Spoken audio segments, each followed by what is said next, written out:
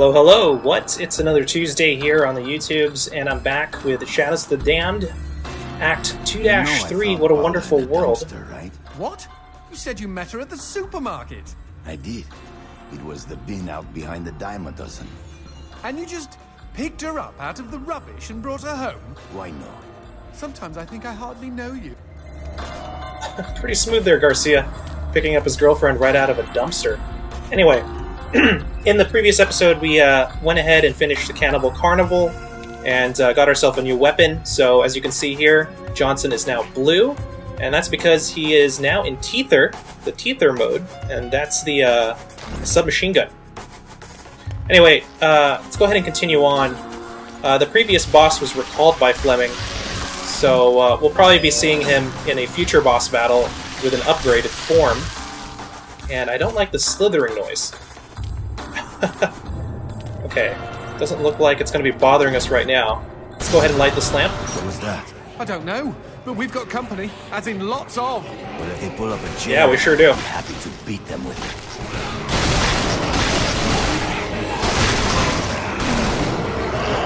This thing's got a huge ammo capacity, but as you can see, it's not as precise as what they've got going on with the boner. Whoa, this guy was crawling. Probably get rid of this projectile guy back there.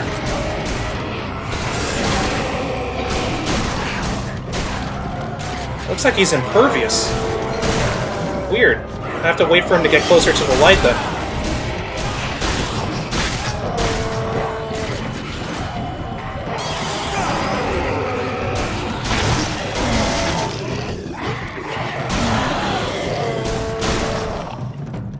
Come on. Totally forgot about headshots there for a while. Anyway, that looked pretty simple. Treat ourselves to a sake. Yeah, I'm not sure if I like the Teether as much as I do the boner. Kind of a weird conversation, right, with all these weird terms. But, yeah. I don't know, maybe I just gotta get used to it, so let's go ahead and rock it for now. And go through this door. What is this? Looks like it was a sake. Hey, Willie. Thanks for the checkpoint. The man who never had his fill. It was a cold I love these stories. Eve. Certainly no night for a man without a home to be walking these grey and endless streets. Inside the pizza parlour, George Reed spun a lively tune on his harmonica. The local children giggled and pointed excitedly at the harmonica man as their parents glowed with approval. His reward would be all the pizza he could eat, 6 pies at least, and a warm bed in one of these folks' homes. He knew they were good for it. So as you guys can see, before I continue with the storybook here, it looks like the background stories of each of the bosses that we encounter will be played out to us in the form of these storybooks. Anyway, I'll let you guys have the full effect, so I'll shut up for now and let Johnson read us the story. But when he tucked in for the night, George had not had his fill. As the years and calories stacked up, most men would have got older and fatter. Yet for all he consumed, George only got thinner as he washed from town to town. Tapeworm. Tonight he plied his trade with some grannies and orderlies in a nursing home. Hoo-ah! His harmonica filled the room with joy. After devouring 3 helpings of pork chops and mashed potatoes, he eyed the plate of the old woman next to him. Juice dribbled down his chin. "Go ahead, Georgie," she said. "You're such a good boy. You shouldn't have to starve." I love Johnson's old woman voice. But George had not had his fill. Early the next morning, he was already on the freeway with his thumb in the air. "Where are you headed?" said the man in the truck. "Nowhere," said George. "Anywhere." It was a new decade, and tonight George played to an all but empty bar in the city. He had lost a lot of weight. Afterwards, the only woman in the joint took the stool next to him and asked him his name. The bartender leaned over the counter. "You don't know this guy, Mary. George is famous, been all over the tri-state area." With a wink, he added, "Man's insatiable." And that night, George proved it as he buried his face in Mary's beaver. Holy woodland creatures! Attaboy, George! Attaboy, George! Play that harmonica, she purred. But even after 5 trips to heaven and back, he had not had his fill. The morning after was an awkward affair as they stared at each other over coffee. One wanted to feel more, the other just wanted to feel. In his final days, George was all skin and bones. I can relate, except for the skin part. His last meal had been a mistake. It was on a sidewalk one night in a small suburban town that he came across the boy. Hungrily, and with an agonized grimace, he opened his mouth to beg for help.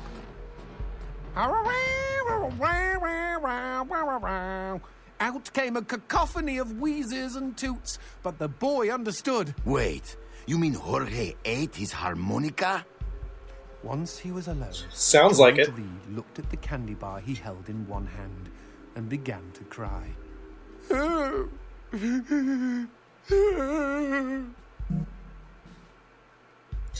Well, I guess that would explain why the harmonica is jammed in his mouth. If you guys haven't made the connection already, obviously George Reed is the boss that we fought in the previous video. They found George's half-eaten body in a market next town over. In one hand he held a knife, in the other a fork. Chunks of flesh had been torn from his chest and his arms. Blood framed an eerie smile. The wind that morning blew fierce, and as it whistled through the hole he'd carved out of his own neck, the harmonica man played his last song in this world. There were Gawkers, and many knew him. They shared stories of how he'd filled them with hope, filled them with life. They, at least, had had their fill. Especially Mary. The end. Well, yeah, basically, as you can see here, Johnson's a pretty good storyteller, and I can't believe I actually forgot about these storybooks. They're all pretty entertaining, and as the Let's Play series continues, we're going to be running more and more into them. As we encounter new bosses. So that was the man who never had his fill. That's George Reed. Let's go ahead and continue on. Okay, new area here. I don't want to sprint that way. Yeah, I can't believe I had to actually go back and look how to sprint. Would have been helpful to have in that George Reed fight. Whoa! Oh, you leave that goat alone! That cheeky imp! He doused our goat! Then let's put out some lights of our own.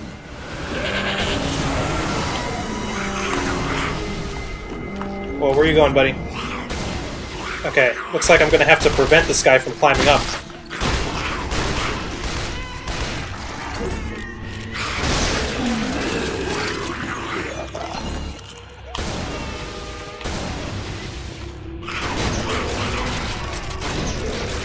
I guess he just ignores us. Huh. Would you kindly bust a cap in those mother fudges before they douse the lights? Whoa, whoa, whoa! Get back down here.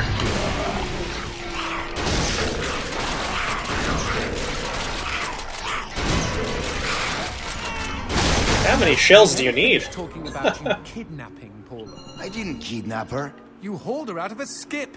Isn't that illegal in some states? What did she say? Nothing. Not for weeks. I was afraid to even touch her, you know? Like she didn't belong to me. To anyone. But something changed. There was a phone call. A phone call? Well, I guess we're gonna get more of Paula's backstory later. If you guys didn't see that earlier, that gate requires a strawberry, so we're gonna have to find one first. Oh no! Well, it looks like I just froze here, guys. No, I didn't. Speaking of phones, put that on hold, G. We've got company. That was a pretty good fake out.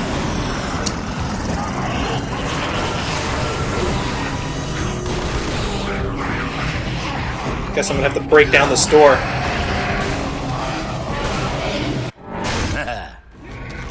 No. We're gonna turn the lights back on. Ow! And you're gonna leave me alone. Whoa, whoa, whoa, whoa, whoa. Okay.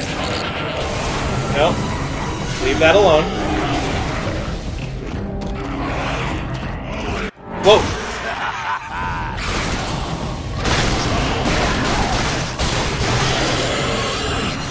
This guy is annoying.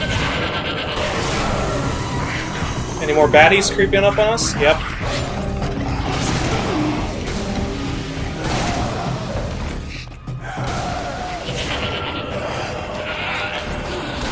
Whoa! I thought I'd let that guy up.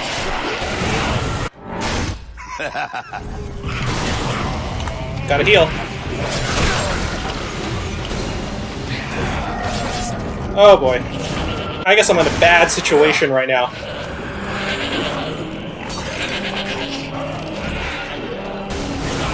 Come on.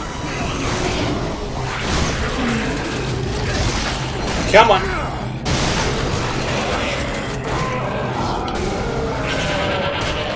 Okay. Come on.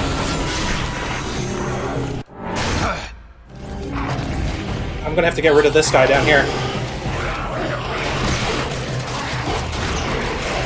Come on. That should probably end our troubles right there. And switch to melee.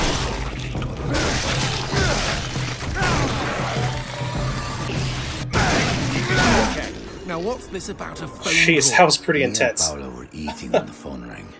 Suddenly, she slams her fork down and says, "Don't answer it!" Creepy. First thing she ever said to me. But I got up to take the call. Johnson, you should have seen her.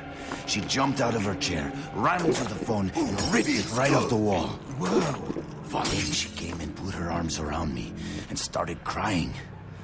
It was the craziest, weirdest, sexiest thing I have ever seen. I have been hers ever since.